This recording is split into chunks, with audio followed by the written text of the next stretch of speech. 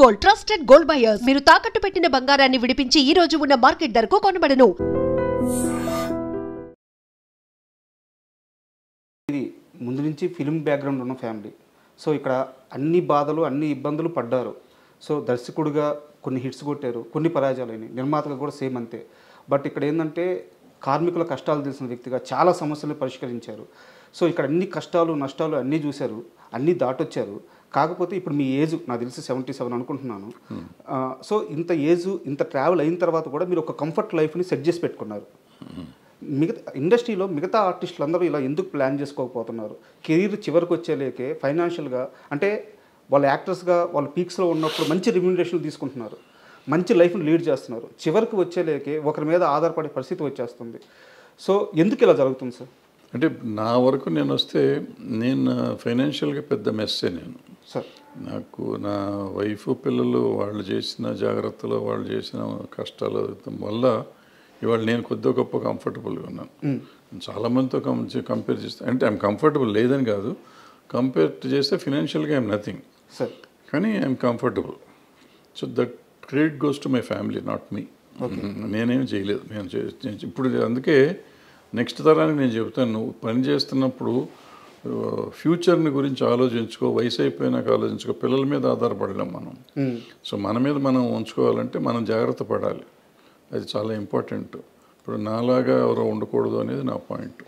నాలాగంటే నేను అట్లీస్ట్ మీరు చెప్పినట్టు కొంతలో కొంత కంఫర్టబుల్గా ఉన్నా. చాలామంది ఇబ్బంది పడుతున్న వాళ్ళు ఉన్నారు. ఆ ఇబ్బందులు పడకూడదంటే వచ్చినప్పుడు జాగ్రత్త పడాలి, పడకపోతే చాలా కష్టం, చాలా చాలా కష్టం ఇండస్ట్రీలో పర్టికులర్గా. ఎందుకంటే ఇండస్ట్రీలో ఎక్కువ దురలవాట్లుకి అవకాశాలు ఎక్కువ ఉన్నాయి. సో దురలవాట్లు డబ్బులు సంపాదించిన చాలామంది పెద్దవాళ్ళు, ఇప్పుడు అనవసరం పేర్లు, వాళ్ళందరికీ రకరకాల అలవాట్లు కానీ రకరకాల విషయాల వల్ల వాళ్ళ ఫ్యామిలీలు ఇబ్బంది పడే పరిస్థితి. విపరీతంగా డబ్బు సంపాదించి విపరీతంగా డబ్బులు ఉన్న వాళ్ళు కూడా వాళ్ళ ఫ్యామిలీస్ ఇవాళ ఇబ్బంది పడుతున్నారు. సో బాగా ఫేమస్ వాళ్ళు కూడా మామూలు వాళ్ళ సంగతి ఎంత ఉంటుందో చూడండి. తర్వాత కొంతమంది పిల్లలు చదివించినాక పిల్లలు వీళ్ళని చూడకపోవటం లాంటి కొంతమంది ఇబ్బంది పడేవాళ్ళు ఉంటారు. బట్ ఏదైనా మనని గురించి మనం ఆలోచిస్తూ మన పిల్లల గురించి ఆలోచించాలనేది నా పాయింట్. ఓకే, సెల్ఫ్ లవ్ అనేది అవసరం కంపల్సరీగా. ఎందుకంటే ఒక వయసు వచ్చినాక వాళ్ళు వెళ్ళిపోతారు పాపం, వాళ్ళకి మన సంబంధం చేయాలి కదా, వాళ్ళు చేయలేని పరిస్థితిలో ఉండొచ్చు. వాళ్ళు కూడా వాళ్ళ బతుకు తెరువు చూసుకోగలిగే పరిస్థితి తప్ప మన సపోర్ట్ చేసే పరిస్థితి ఉండకపోవచ్చు. అందుకని వాళ్ళ మీద ఆధారపడతాం కాకుండా మనది మనం చూసుకుంటూ వాళ్ళ కోసం చేస్తే బాగుంటుంది. ఎందుకంటే చూస్తా చాలామంది నాకు డబ్బులుగా అడుక్కునే పరిస్థితి ఉంటాం ఇండస్ట్రీలో. వాళ్ళని చూస్తే నాకు కొంచెం బాధేస్తుంది, కోపం వస్తుంది. ఈ పరిస్థితికి మనం వెళ్తున్నాం అంటే మనం ఏంటి, నా కెపాసిటీ ఏంటి, నేనేంటి అని ఆలోచించుకోవాలి. నాకు ఉన్నదానికంటే ఎక్కువ ఆలోచించుకొని నేను ఎఫర్ట్ చేయగలను. ఇప్పుడు సపోజ్ నేను సైకిల్ ఎఫర్ట్ చేయగలను అనుకోండి, కారు కొనేస్తాను. కారు కొంటే కారు మెయింటెనెన్స్కి, పెట్రోల్కి, ఈఎంఐకి డబ్బులు కావాలి, ఈ అప్పులు చేయాలి. నాకు అవసరం లేదు. ఎవరి కోసం షో చేస్తున్నావు? నీ జీవితం నువ్వు బతకాలంటే నీకు సైకిల్ సరిపోతుంది, లేదా బస్సులో వెళ్ళు, ఆటోలో వెళ్ళు. అది కాకుండా నువ్వు కారు ఎవరి కోసం, ప్రదర్శన కోసం చేసి ఆడు ఈఎంఐ వచ్చి లాక్కి వెళ్ళేది అసహ్యంగా. దానికంటే అసహ్యం మనకేముంటుంది జీవితంలో. సో ఎగ్జాంపుల్ చెప్పా. అట్లా మనం షో ఆఫ్ కోసం బతికేవాళ్ళు కొంతమంది, అవన్నీ మారాలి. మనం మారితే సింపుల్గా ఉంటుంది. సార్, మీరు నాకు వ్యక్తిగతంగా తెలుసు. కొన్నేళ్ల క్రితం మీ కింద మీ టీంలో నేను పనిచేస్తున్నాను. సో ఆ లీనియన్స్ తీసుకొని మిమ్మల్ని పరిధి దాటి ఒక క్వశ్చన్ అడుగుతున్నాను. తమ్మారెడ్డి భరద్వాజ్కి కోపం ఎక్కువ, తమ్మారెడ్డి భరద్వాజ్కి ఇగో ఎక్కువ. ఇలాంటి ప్రశ్నలు, ఇలాంటి మాటలు నేను స్వతహాగా వినున్నాను. మీ దాకా వచ్చున్నాయో లేదో నాకు తెలియదు. బట్ ఇదే సమయంలో నేను క్లారిటీ ఇస్తాను. మీ ప్రేమ నాకు తెలుసు, మీరు ఎంత మంచిగా ఉంటారో నాకు తెలుసు. అంటే నేను కెమెరా ముఖంగా ఇంటర్వ్యూకి వచ్చే ముందే చెప్పాలనుకుంటున్నాను. మీరు నాకు చేసిన సహాయం నేను చెప్తాను. నా ఆరోగ్యం చెడిపోయినప్పుడు, మీరు నా బాస్గా ఉన్నప్పుడు నన్ను కాపాడడానికి మీరు చేసిన సహాయం, అంటే లైవ్లో అప్పటికప్పుడు బాలకృష్ణ గారి పిఏకి ఫోన్ చేసి నన్ను బసవతారకం పంపించడం, లేదా అక్కడ కుదరకపోతే నాకు ముందుగానే డబ్బులు ఇప్పించేసి కంపెనీ నుంచి మీరు మొత్తం ఆ బాధ్యత అంతా తీసుకొని నన్ను కాపాడిన విధానం నాకు తెలుసు. బట్ మీరు అదే సమయంలో తిడతారు, అదే సమయంలో ప్రేమగా ఉంటారు. మీ మంచి ఎందుకు బయటికి వెళ్ళలేదు? మీ కోపం, మీ ఈగో ఇవి మాత్రం ఎందుకు బయటికి వెళ్ళినాయి? అంటే కోపం ఈగో బయటికి వెళ్ళి అని నేను నమ్మను. అంటే నాకు ఈగో ఉంది, కోపం ఉంది, డెఫినెట్ రెండు. నన్ను ఎక్కువ ప్రేమించేవాళ్ళు మీరే ముందే చెప్పారు, ప్రేమించేవాళ్ళు చాలా ఎక్కువ ఉన్నారని చెప్పి.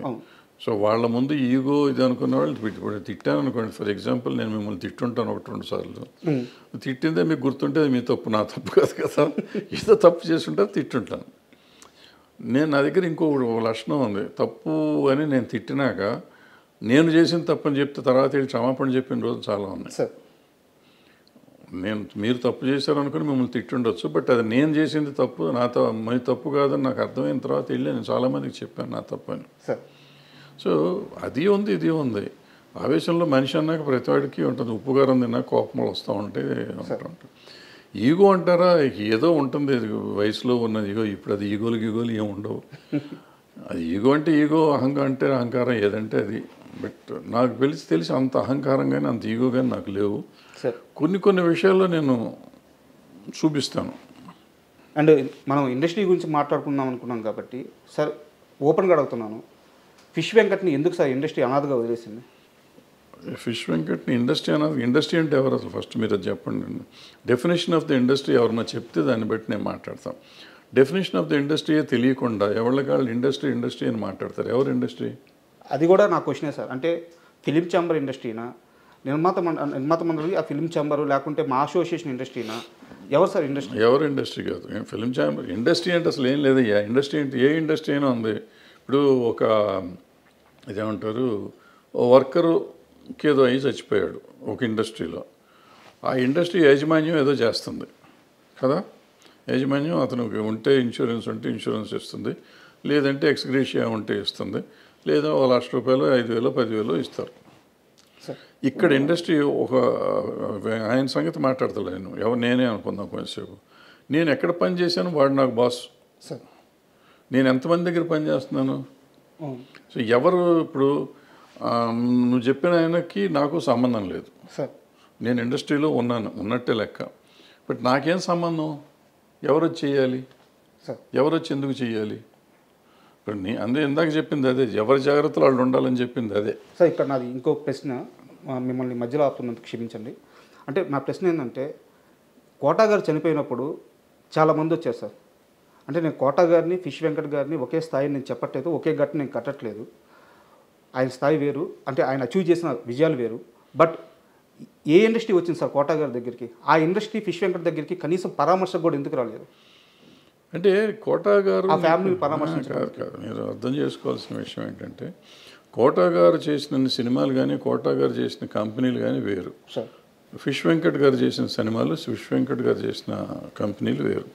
ఆయనకి పరిచయం ఉన్న వాళ్ళు వస్తారు. ఎవరైనా కానీ పోతే ఇప్పుడు అన్ని చోట్లకి వెళ్ళాలని రూల్ ఏం లేదు. చాలామంది అడుగుతారు, ఫిష్ వెంకట్ గారు పోతే చాలామంది రోజు పోతున్నారు. అంటే అంత ఇది కాదు. ఈయన ఇప్పుడు ఆయనతో పనిచేసిన వాళ్ళందరూ వచ్చారు కదా అక్కడికి. ఆయనతో పనిచేసిన వాళ్ళందరూ వచ్చారు. ఒకళ్ళిద్దరు పెద్దవాళ్ళు కూడా వచ్చి ఉంటారు. నాకు తెలియదు ఎవరు వచ్చారు ఎవరు రాలేదు, నాకు తెలియదు, ఐడియా లేదు. సో డెఫినెట్గా కొంతమంది ఆయనతో పనిచేసిన వాళ్ళు వచ్చి ఉంటారు సార్. అంటే నేను ఎందుకంటే ఈ క్వశ్చన్ అడిగింది దీనికోసమే సార్. ఇప్పుడు ఎవరు తెలిసిన వాళ్ళే వెళ్తారు, తెలియని వాళ్ళు ఎందుకు వెళ్తారు ఇండస్ట్రీలో? ఇప్పుడు ఆయన వచ్చినాక ఏంటంటే ఒక గబ్బర్ సింగ్ నుంచి పాపులారిటీ వచ్చింది. ఆ గబ్బర్ సింగ్ గ్యాంగ్గా పాపులర్ అయ్యారు. ఆ గ్యాంగ్ అంతా అక్కడే ఉన్నారు పాపం. వాళ్ళే చాలా చేశారని విన్నాను నేను, నాకు తెలియదు. సో వాళ్ళు చేశారు కదా, మరి వాళ్ళంతా ఇండస్ట్రీ కింద ఎందుకు తీసుకోరు మీరు? హెల్ప్ చేసిన వాడిని ఇండస్ట్రీ అనుకోకుండా భరద్వాజ్ రాలేదు, లేకపోతే ఇంకో పుల్లయ్య రాలేదు, ఎల్లే రాలేదు అని మాట్లాడతాం కరెక్ట్ సార్. నీళ్ళల్లో ఒక వ్యక్తి కొట్టుకుపోతున్నప్పుడు ఆ ఇచ్చే చెయ్యి పెద్దదే ఉండాలి కదా సార్. పెద్ద చేతికి ఎక్కడి నుంచి వస్తుంది పెద్ద చెయ్యి? ఎక్కడి నుంచి వస్తుంది పెద్ద చెయ్యి? ఇప్పుడు ఈ నీళ్ళలో కొట్టుకుపోతున్నాడు, నీళ్ళలో కొట్టుకుపోతుంటే ప్రధానమంత్రి ఢిల్లీలో ఉన్నాడు, పెద్ద చెయ్యి ఉంటుంది, ఆయన అక్కడి నుంచి చెయ్యి పెడతాడా? అక్కడ ఒడ్డున నువ్వు ఉన్నావు, ఉంటే నువ్వు కదా చెయ్యి అందిస్తావు. అంటే ఈ ఒడ్డున నువ్వు అందిస్తావా, ప్రధానమంత్రి అందిస్తాడా? దగ్గర ఉన్న వ్యక్తి అందించాలి. ఇప్పుడు ముఖ్యమంత్రి ప్రధానమంత్రి ఎందుకు ఇవ్వలేదని నువ్వు అడిగితే నేను సమాధానం ఎట్లా చెప్తాను? అంటే కాదు సార్, నేను ఈ మొత్తం సినారియో అంతా ఎందుకు ఇంతలా అని అడుగుతున్నానంటే నాకు ఒక ఆన్సర్ కావాలి. ఇండస్ట్రీలో కొంతమంది ఉంటారు సార్. ఈరోజు నేను ఒక మంచి సీన్ తీసాను, ఇంటికి వచ్చి తాగుతాడు. ఈరోజు ఒక పెద్ద హీరో నన్ను భుజం మీద చేసి పలకరించాడు, వాడు ఇంటికి వచ్చి తాగుతాడు. ఈరోజు నా మీద కెమెరా పెట్టి 2 డైలాగులు చెప్పించాడు, వాడు ఇంటికి వచ్చి తాగుతాడు. సినిమా ఆడింది, వీడు తాగుతాడు. సినిమా పోయింది, వీడు తాగుతాడు. అంటే సినిమాను చూసుకొని మురిసిపోతూ ఆ ఆనందంలో వాడు చెడు అలవాట్లు చేసుకుంటా పోతూ ఉంటే ఫైనల్గా సినిమా వాడిని పట్టించుకోరు. అది అందరికీ తెలియాలి అనే ఉద్దేశంతో నేను మిమ్మల్ని పట్టించుకోరు.